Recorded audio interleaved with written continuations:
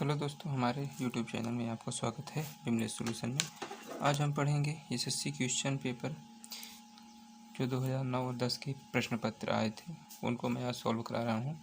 वो भी लघुत्तम समावर्ती और महत्तम समावर्ती से पूछे गए सवाल। देखिए दोस्तों, आपके सामने एक प्रश्न लिखा हुआ है जो दिया है कि दो संख्याओं में 11:7 का अनुपात है। यदि उनका महत्तम समावर्ती 8 हो तो वे संख्याएं ज्ञात कीजिए। यानी उन संख्याओं को हमको बताना है, जिसमें से ऑप्शन आपको दिया है 4। पहला ऑप्शन है 88, 56, दूसरा है 88, 77, तीसरा है 98, 77 और चौथा है 98, 56। अब इसको देखना है कि इसमें से कौन सा सही इसका आंसर है। ठीक, आपको टेंशन लेने यानी घबराने की ज़रूरत नहीं है। आपको सीधा प्रश्न में ही आपको ध्यान देना है कि प्रश्न आपको क्या कह रहा है कि दो संख्याओं में 11:7 का अनुपात है। यानी दो संख्या, इसमें दो संख्या है, जो इसमें दोनों संख्याओं का अनुपात आपको दिया है 11:7 है। यदि उनका महत्तम समावर्ती 8 है, ठीक, उसमें उनका महत्तम समावर्ती 8 दिया है, तो इसमें आपको उन संख्याओं को ज्ञात करना है। तो अगर उन संख्याओं को ज्ञात करना है और आपको महत्तम समावर्ती दिया है तो बहुत ही आसान तरीका है। कुछ नहीं करना है, आपको पहले महत्तम समावर्ती देखना है आपको महत्तम समावर्ती क्या दिया। यहाँ पर दी हुई संख्याएं क्या है, 11 और 7 है, 11, 7। ठीक, इसमें आपको क्या करना है, 11 और 7, 11 x मान लीजिए और 7 x मान लीजिए। ठीक, ये होगी।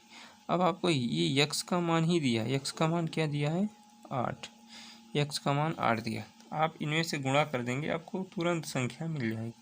तो ये हो जाएगा 11 × 8 बराबर एक संख्या हो जाएगी और दूसरी संख्या हो जाएगी आपकी 7 × 8 बराबर 56।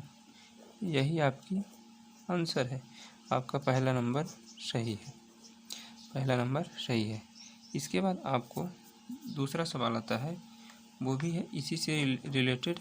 ये दिया है आपको दो संख्याओं के अनुपात, दो संख्याओं 3:4 के अनुपात में है। ये भी अनुपात के ही अनुपात से ही लिया गया है, लेकिन इनका लघुत्तम समावर्ती इतना है।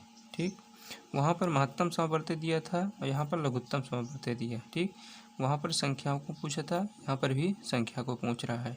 तो इसके लिए देखिए क्या है, दो संख्याएं 3:4 के अनुपात में है तथा इनका लघुत्तम समावर्ती यानी एलसीएम 84 है।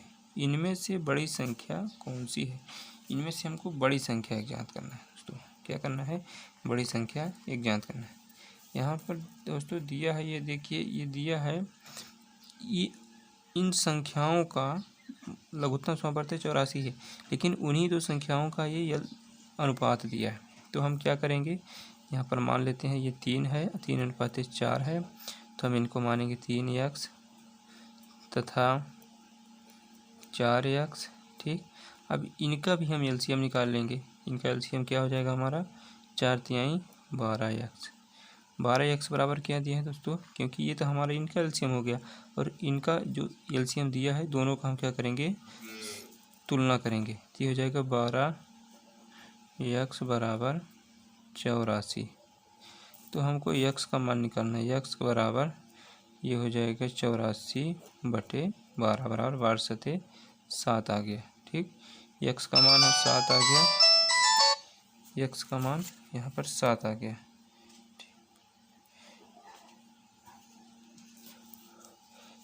तो फिर हम क्या करेंगे, अब x का मान इन दोनों संख्याओं में हम रख देंगे तो हमारा आ जाएगी, संख्याएं आ जाएंगी। तो यहाँ पर जो दिया है 7 है, तो क्या है 3, x का मान हम रखेंगे 7 बराबर 3×7 21। ये एक पहली संख्या हो गई। दूसरा दिया है 4×7 बराबर 7×4 28। ये हमारी संख्याएं मिल गई। ठीक, ये संख्याएं मिल गई हमारी। ठीक, यहाँ पर इन संख्याएं तो मिल गई है ना।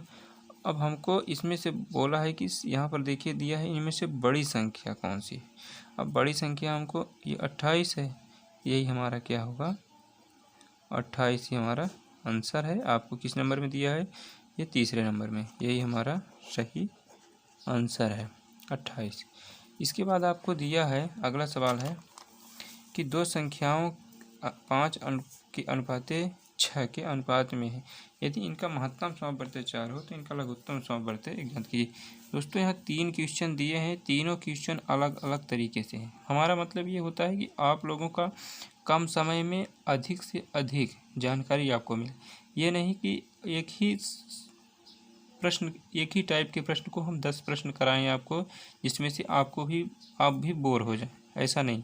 मेरा मतलब ये है कि एक प्रश्न आपको आसानी से समझ में आ रहा है, दूसरे प्रश्न में आप अगली विधि को भी समझ लेंगे, तीसरे प्रश्न में और अगली विधि को समझ लेंगे।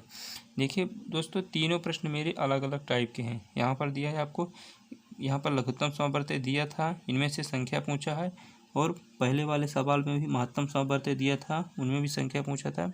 अब इसमें पूछा है कि इसमें दिया है महत्तम समावर्त और लघुत्तम समावर्त इसमें पूछ रखा है। ठीक है, यहाँ पे पूछा है लासा। लासा का मतलब होता है दोस्तों लघुत्तम समावर्त।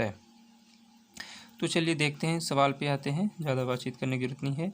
यहाँ पर दिए देखिए, दो संख्याएं 5:6 के अनुपात में हैं, यदि इनका महत्तम समावर्त 4 हो तो इनका लघुत्तम समावर्त ज्ञात कीजिए। ठीक है, अब यहाँ पर देखिए आपको ऑप्शन दिया है, पहला 90, दूसरा ये दिया है आपका 96, तीसरा दिया है 120, चौथा दिया है 150। अब आपको क्या करना है, इसमें पहले तो हमको संख्या ज्ञात करना है कि संख्या हमारी क्या होगी। संख्या ज्ञात करने के लिए हमने पहले वाले सवाल को जिस तरीके से हल किया उसी तरीके से आपको इसको भी हल करना है। यहाँ पर जैसे कि आपको महत्तम समावर्त दिया है तो अनुपात में ही महत्तम समावर्त का गुणा करना है हमको। तो ये हो गया 5 यक्स मान लेते हैं, ये 6 यक्स मान लेते हैं, और यहाँ यक्स का मान आपको दिया है 4। ठीक, यक्स का मान आपको दिया है 4, है ना। इस तरीके से हम क्या करेंगे, अब इसका 5 चौको 5 में गुणा करेंगे 4 का, तो ये जाएगा 5 चौको 20, 6 में गुणा करेंगे 4 का तो 6 चौको 24। अब ये हमारी संख्या हो गई दोस्तों। ठीक, अब ये संख्या हो गई, ये क्या है, संख्या। ठीक, अब इन्हीं संख्याओं का हमको एलसीएम निकालना है। क्या निकालना है, एलसीएम। एलसीएम के लिए क्या करेंगे हम, ये हो गया 20 हमारा, ये हो गया 24। ठीक, ये विधि होगी भाग विधि, ये। ठीक, तो ये हो जाएगा 2, ये हो जाएगा 10, ये हो जाएगा 12, फिर 2 से काटेंगे, ये हो जाएगा दोस्तों 2, 5 हो जाएगा, ये हो जाएगा 6। ठीक, अब इसके बाद हम यहाँ कर देते हैं, तो अब हमारा क्या था, 5 6 है, 5 है, ये 6 है, इसको हम क्या करेंगे, तो 2 से काटेंगे तो 5, ये 3 हो जाएगा, फिर 3 से काटेंगे 5 और ये 3 रहेगा, फिर हम क्या किससे काटेंगे, 3 से काटेंगे तो ये हमारा ये सॉरी यहाँ 1 हो जाएगा, अब यहाँ 5 से कटेगा, 5 से 5 कट जाएगा। अब हमारा आया कितना, 2 गुणे 2 गुणे 2 गुणे 3 गुणे 5। ठीक, इतना आया, तो ये हो जाएगा 2 दूनी 4, 4 दूनी 8, 8 त्रिक 24 और 24 पंचे 120।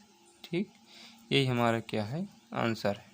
अब देखिए बच्चों दोस्तों, 120 किसी उसमें है, किसी ऑप्शन में, पहला है 90, दूसरा है 96, तीसरा है 120, चौथा है 150। तो हमारा यही आंसर होगा। ठीक है, इसी तरह सवाल पाने के लिए हमारे चैनल को सब्सक्राइब करें, लाइक करें, शेयर करें। अगर आपको कहीं भी दिक्कत होती है, आप हमारे कमेंट बॉक्स में कमेंट करके आप कोई भी दिक्कत निसंकोच आप पूछ सकते हैं। जहाँ पर भी आपको प्रॉब्लम हो रही, नहीं समझ में आ रहा है, आप कमेंट कर सकते हैं, उसका मैं रिप्लाई करूँगा, और उसके लिए मैं अलग से वीडियो बनाऊँगा ताकि आपको आसानी से समझ में आए।